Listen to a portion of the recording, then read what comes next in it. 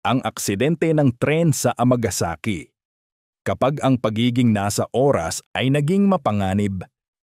Isang kultura kung saan ang pagiging nasa oras ay hindi lang mahalaga, ito ay sagrado. Ngayon isipin mo na ang pagkahumaling na ito sa pagdating sa tamang oras ay maaaring maging dahilan ng isa sa mga pinakamalupit na aksidente ng tren sa kasaysayan.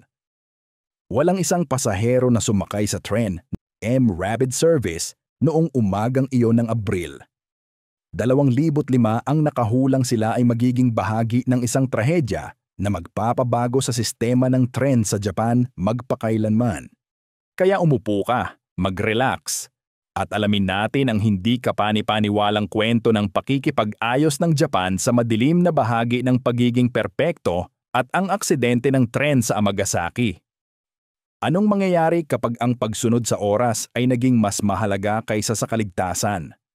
Abangan ang mga susunod na eksena para malaman. Oras nang bumalik sa nakaraan. Welcome sa Shadows of the Past.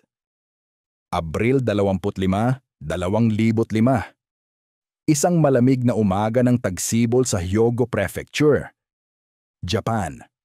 Para sa 23 taong gulang na driver ng tren na si Ryujiro Takami, isa lang itong karaniwang araw sa pagmamaneho ng 7 bago na tren habang pinapagana niya ang tren sa Fukuyama Line nagkokonekta sa Fukuyama at Osaka.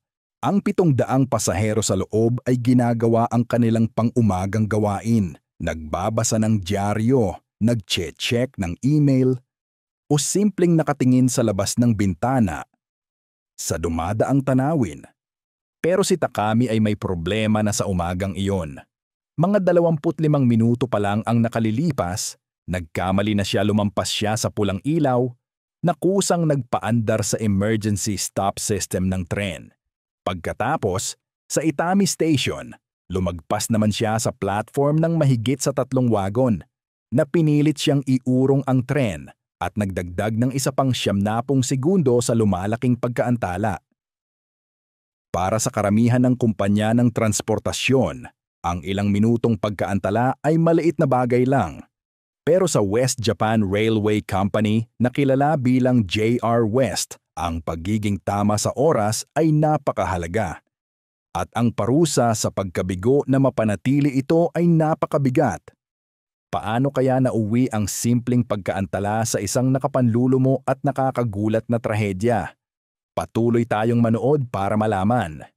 Hindi alam ni Takami na ang kanyang susunod na desisyon at ang bumawi sa nawalang oras ay magiging dahilan ng isang sakuna na kukuha ng 107 buhay.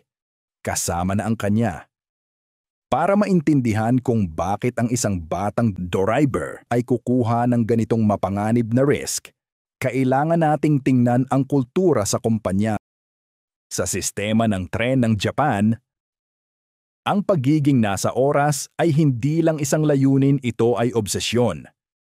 Ang mga tren na dumarating kahit ilang segundo lang ang pagkaantala ay itinuturing na kabiguan.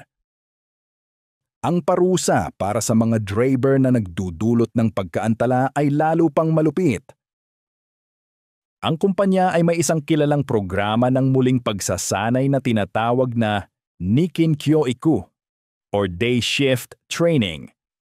Malayo sa pagiging pang-edukasyon, inilarawan ito ng mga dating empleyado bilang isang nakakapahiyang parusa. Ang mga driver na nakakagawa ng kahit maliit na pagkakamali ay pinagsasalitaan ng masama at pinipilit na sumulat ng mahahabang ulat ng pagsisisi. Ang ilan ay binibigyan ng mga gawain tulad ng pagbubunot ng damo o paglilinis ng banyo. Napakabigat ng epekto sa isipan. Si Takami mismo ay dumaan na sa sistemang ito noon. 10 buwan pa lang ang nakalilipas, siya ay nakatanggap ng pagsaway dahil sa paglagpas sa isang platform ng istasyon ng 100 metro. Ang alaala ng kahihiyang iyon ay sariwa pa sa kanyang isipan habang iniisip niya ang magiging kahihinatnan ng kanyang mga pagkakamali sa umagang iyon. Ano kayang desisyon ang gagawin ni Takami sa ilalim ng matinding pressure? Malalaman natin sa mga susunod na sandali. Dahil sa takot sa Nikin Kyoiku, Gumawa si Takami ng isang desisyon na magkakaroon ng mapaminsalang bunga hindi lang para sa kanya, kundi para sa daan-daang pamilya. Sa ganap na 9:18 ng umaga, Japan Standard Time, ang tren ay papalapit na sa isang kurbada sa kanan sa pagitan ng mga istasyon ng Chukaguchi at Amagasaki. Ang partikular na kurbadang ito ay may limit sa bilis na 70 kilometro kada oras, 43 milya kada oras. Pero ang datos na nakuha mula sa recorder ng tren ay nagsiwalat ng nakakagulat na katotohanan. Pumasok ang tren ni Takami sa kurbada sa bilis na 116 kilometro kada oras, 80 milya kada oras. Mahigit 65% na mas mabilis kaysa sa ligtas na limit. Pumasok ang law of physics. Habang dumadaan ang tren sa kurbada, itinaas ng centrifugal force ang mga gulong mula sa mga riles. Sa isang nakakatakot na sunod-sunod na pangyayari na nakuha ng mga kalapit na security camera, ang lahat ng 7 bagon ay nawala sa riles. Ang mga unang wagon ay bumangga sa isang malapit na gusali ng apartment, nasira na parang lata. Sa isang iglap, ang tahimik na umaga ay nagbago sa kaguluhan.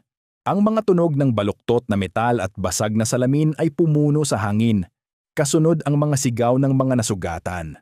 Sa loob ng wasak na mga wagon, ang mga pasahero ay malakas na itinapon sa mga pader, upuan, at sa isa't isa. Ang huling bilang ay nakakagulat. 107 katao ang namatay, kasama si driver Takami, at 562 ang nasugatan. Ito ang pinakamaraming namatay sa aksidente ng tren sa Japan mula noong 1963. Hindi lang pagkakamali ng driver ang dahilan ng trahedyang ito. Ano pa kaya ang mga natuklasan ng mga investigador? Malalaman natin sa mga susunod na pangyayari. Pero gaya ng malapit ng matuklasan ng mga investigador, hindi ito simpleng kaso ng pagkakamali ng driver. Ito ay ang kinalabasan ng mga pagkakamali sa sistema na naipon sa loob ng maraming taon. Sa loob ng ilang minuto matapos ang pagkasira, ang Amagasaki City Fire Department ay nagpadala ng mga emergency team sa lugar. Sila ay tinulungan ng mga lokal na residente at manggagawa mula sa mga kalapit na pabrika na kusang sumali sa mga pagsisikap na sagipin ang mga biktima. Sa susunod na 4 na araw, mahigit sa 100 doktor at nurse, mahigit sa 1,000 bumbero at EMS workers, at mahigit sa 7,000 pulis ang lalahok sa operasyon ng pagsagip at pagbawi. Pero kahit na may malawakang pagtugon, nagkaroon ng mga mahahalagang problema. Nawala ang komunikasyon sa pagitan ng iba't ibang ahensya. Ang heliport para sa medical na evacuation ay naantala. Ang information center na itinayo para pangasiwaan ang availability ng mga kama sa ospital ay nakaranas ng technical malfunctions. Sa isang partikular na kontrobersyal na desisyon, ang mga pagsisikap na pagsagip ay pansamantalang pinahinto ilang oras matapos ang banggaan na binago lamang ng may mga karagdagang nakaligtas na natagpuan sa loob ng mga wasak na wagon. Ang reaksyon ng publiko ay agaran at matindi. Habang lumalabas ang mga detalye ng aksidente, ang unang simpatiya ay nagbago sa galit, lalo na nang mag-ulat ang TV Asahi na ang isang grupo ng mga konduktor ng JR West ay nagpunta sa bowling center 3 oras lang matapos ang pagkasira ng tren. Napaka-nakakagalit ng mga natuklasan tungkol sa kultura ng kumpanya. Ano kaya ang mga ginawa ng pamahalaan para makasuhan ang mga responsable? Abangan natin sa mga susunod na sandali. Habang nagsisiyasat ang mga investigador sa mga labi at sinusuri ang data, isang nakakabahala na larawan ay nagsimulang umusbong. Ang direktang dahilan ay malinaw, sobrang bilis na pagpapatakbo sa isang kurbada. Pero bakit gagawa ang isang sanay na driver ng ganitong pangunahing pagkakamali? Ipinahayag ng investigasyon na ang psikolohikal na pressure kay Takami ay napakalaki. Matapos ang kanyang mga naunang pagkakamali sa umagang iyon, malamang na natakot siya sa kahihiyan ng Nikin Kyoiku. at desperadong sinusubukang bumawi sa nawalang oras. Pero may isa pang kritikal na natuklasan. Ang kurbada kung saan nangyari ang pagkasira ay walang advanced na automatic train stop, ATS, system na maaaring automatikong magpabagal sa tren anuman ang input ng driver. Hindi inilagay ng JR West ang safety feature na ito kahit na itinayo nila ang mga rails sa lugar ng aksidente noong 1996. Sa katunayan, inamin ng kumpanya na hindi nila inaasahan ang isang aksidente ng ganitong kalaki at dahil dito ay hindi nila naipatupad ang mga kinakailangang sistema ng kaligtasan.